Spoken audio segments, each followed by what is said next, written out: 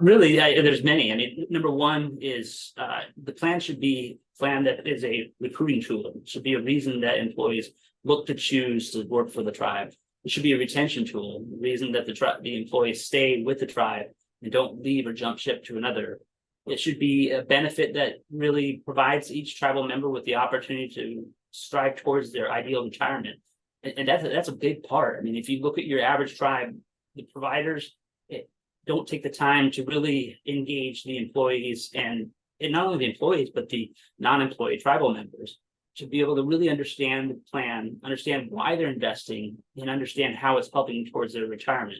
Utilization with tribes and retirement plans is one of the lowest in all the industries, as far as employees engaged and participating. And I think that the right plan provides not only the design and the structure and the support, but the education and the information to be able to help the employees truly engage and understand what they're doing and how it's working towards their retirement, their ideal retirement.